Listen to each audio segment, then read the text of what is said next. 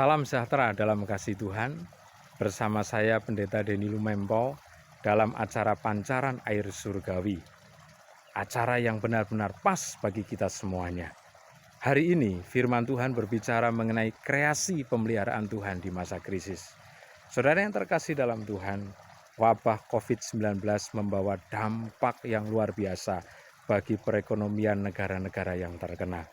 Semua perusahaan hampir yang bergerak dalam bidang barang dan jasa dan juga pariwisata, bahkan yang bergerak dalam bidang olahraga seperti klub-klub besar sepak bola yang ada di dunia.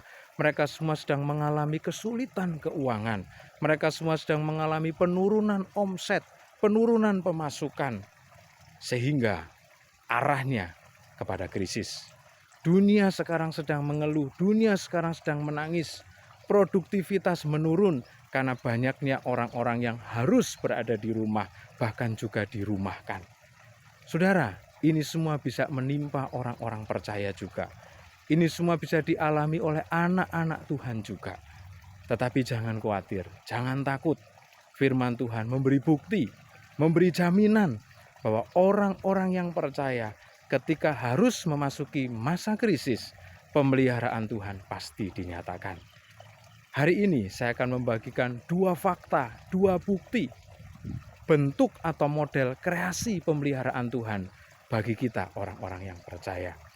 Yang pertama, saya teringat kepada cerita Yusuf yang ada di dalam kitab Kejadian pasal 41 ayat 33 sampai 34.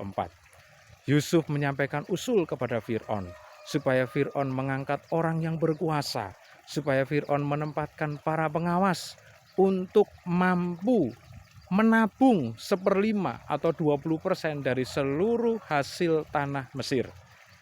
Saudara, Tuhan memberi hikmat kepada Yusuf. Dengan cara menabung, dengan cara mengumpulkan 1/5 atau 20% dari hasil tanah, maka masa krisis bisa dihadapi. Mari kita mau hindari hidup boros. Kita mau hindari hidup berfoya-foya supaya kita memiliki tabungan. Saat-saat ini, ketika wabah COVID ini mempengaruhi masalah perekonomian, maka orang-orang yang memiliki tabungan, mereka sedang menikmati kuasa dari firman. Mereka sedang menikmati manfaat dari firman. Kenapa? Karena mereka memiliki cadangan, karena mereka memiliki tabungan yang sudah mereka lakukan di masa lalu. Jadi menabung adalah melakukan firman Tuhan. Yang kedua, yang kita bisa lihat dari firman Tuhan, saya teringat kepada cerita Elia dalam kitab 1 Raja-Raja pasal 17. Tuhan memelihara Nabi Elia di tengah masa kelaparan, di tengah-tengah masa kekeringan. Dia dipelihara di tepi sungai Kerit. Tuhan kirimkan burung gagak. Tuhan sediakan air melalui sungai itu. Saudara, Elia sebagai seorang nabi tidak punya simpanan, tidak punya cadangan, tidak punya tabungan. Tetapi Tuhan pelihara. Ada orang-orang yang dikhususkan Tuhan untuk dipelihara. Tidak hanya Elia. Lalu kemudian janda bersama dengan anaknya yang berada di Sarfat. Tuhan juga pelihara. Mungkin janda ini memiliki sedikit tabungan. Lalu kemudian semakin menipis dan hampir habis. Maka ketika Elia berada di rumah itu, janda itu berkata bahwa mereka hanya memiliki segenggam tepung dan minyak dalam buli-buli. Saudara, meskipun demikian, tapi minyak itu tidak habis dan tepung itu tidak habis. Karena janda ini mendapatkan perhatian khusus. Janda bersama dengan anaknya dan juga Elia adalah orang-orang yang dikhususkan Tuhan untuk terlepas dari masa krisis. Kreasi pemeliharaan Tuhan yang kedua adalah Tuhan menyatakan mujizat, menyatakan keajaiban kepada orang-orang yang dikhususkan. Dalam dunia teologi diistilahkan teologi remnant, yaitu orang-orang yang disisakan, orang-orang yang dikhususkan untuk terlepas dari masa krisis. Elia bersama dengan janda dan anaknya adalah contoh orang-orang yang dikhususkan. Nuh sekeluarga 8 orang juga adalah contoh orang-orang yang dikhususkan atau disisahkan. Kita percaya kita adalah anak-anak Tuhan. Kita adalah orang-orang yang dikhususkan Tuhan. Firman Tuhan katakan di dalam surat 1 Petrus pasal 2 ayat yang ke-9.